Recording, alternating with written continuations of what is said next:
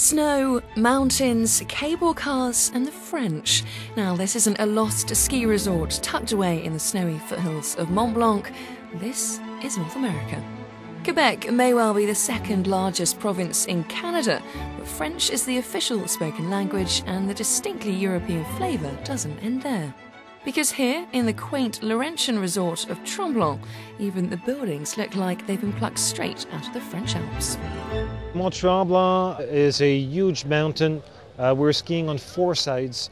We have 94 trails.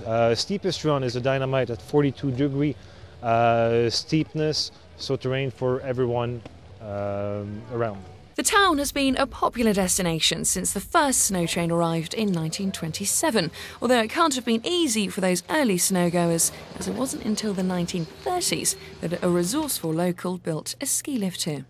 His name was Jack Rabbit, and his picture hangs in various places around the resort. He lived to the ripe old age of 111, and I'm sure that if he was alive today, he'd also be enjoying one of Tremblant's finest hot chocolates.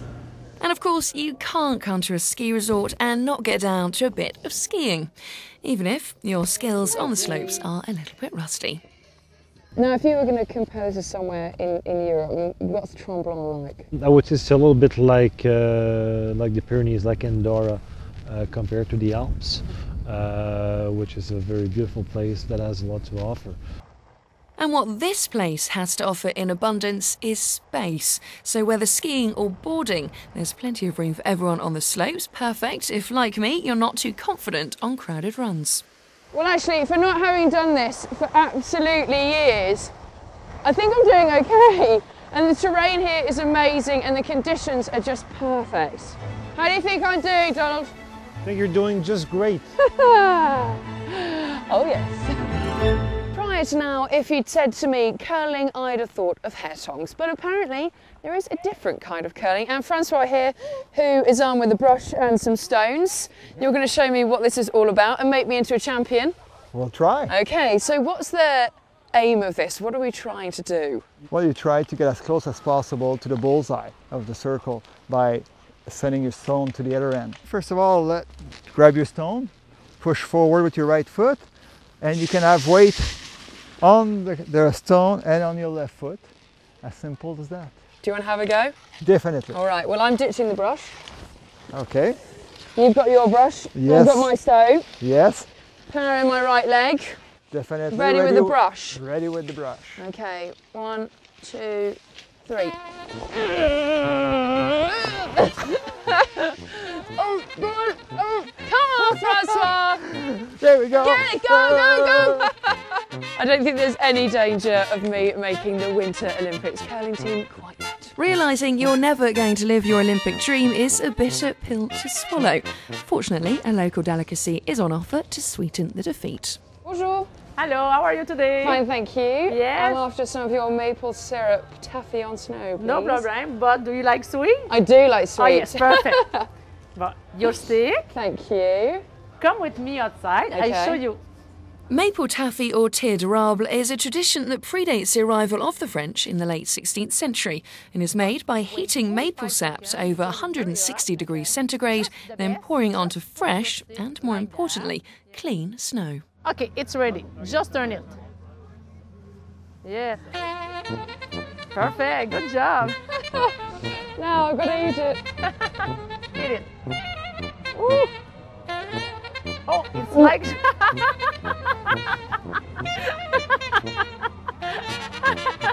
I'll try a big mouthful. Yes, normally just like lollipop. Yes, But I ate it all exactly. in one go. Now I'm choking to death.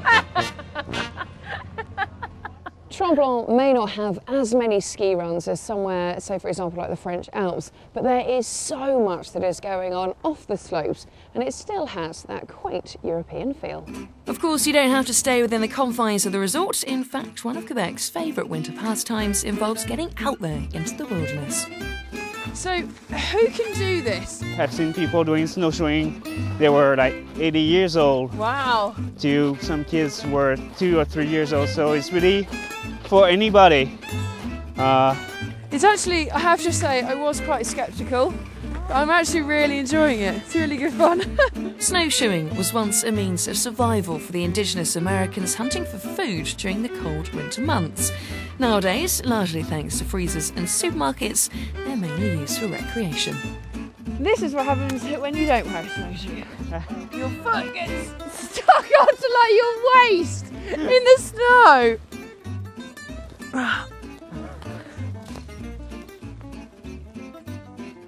Right, go again. It just makes you be able to go further in the forest with nobody around, no people. It's just like, okay, you get more chance to see animals, you get more chance to feel the nature.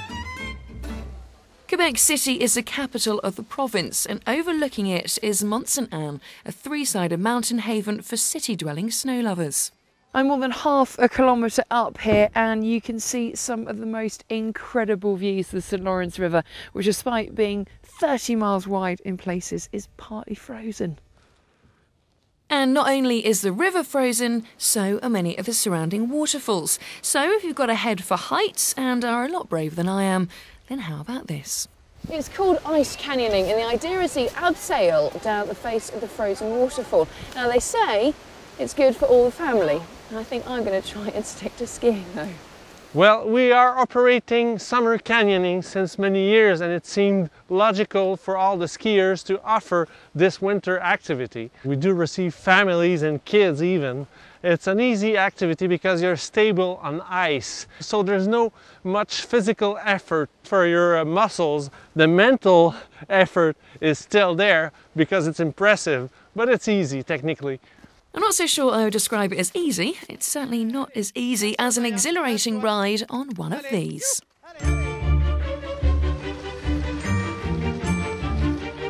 The guests, they say, oh, it's much more easy than I was expecting it to be, and it's much more fun because you really connect. My dog was listening to me. So people, they really get a good connection with the leader of their team. Yes, dog sledding is a tradition in these parts. It's a wonderful way to explore the beautiful surrounding forest, and despite having over 70 dogs on site, Bruno still knows each one by name. In the back you have Epic, the white dog with the blue eyes. Yeah. And beside him you have Colin, a bit stupid but just enough to be efficient. In the middle you have Moika, a big large female. She's the dominant female of the whole pack. The dog really enjoy pulling the sled. Actually, they don't feel that they're pulling something because they work as a team. We put at least 6 dogs onto a sled, so each dog just have a tiny share of the weight. And after a hard day playing in the snow, what better than to curl up in your hotel room by the fire and sink into a good book? Although this hotel, like most things Quebecois, comes with a twist. You can come to visit, you also can come to spend the night, you can come for an event, you can come to get married at the Hotel de Glace, so there's a lot of things you can do. The hotel is made of 20,000 tonnes of snow and ice, and it takes more than 30 people over a month to build. But when they finish construction, what's left standing is an impressive and enchanting testament to the Quebecois sense of fun and ingenuity. So first of all, you go and check in at this pavilion. After that, you go at the bar, take drinks. People can try sculpting on the ice. And we have the spa and sauna courtyard. So people go and, live the experience of the spa and sauna. Now, we're in the spa. Surely people don't get in the spa when it's this cold. People do. But you must be mad to take your clothes off and then get in there. This is a heated bathroom, so you can get changed there, and for sure you got a little bit to walk in the cold, but we just lend a rope to go into the spa, and it's a very good experience. But then once you're in, you don't want to get out. For sure it's hard to get out when you're in because you're so comfortable. It's a pretty beautiful and unique experience here, made all the more so due to the fact that the hotel is only open from January through to March, then it's all knocked down and they start the planning for next year. Winter in Quebec is a truly magical place, combining the charm and character of Alpine France, North American hospitality and Canadian dimensions. Because at just under 3 times the size of France, Quebec is enormous. And yet with a population of just 1/10 of its motherland, you're almost always guaranteed space on the slopes.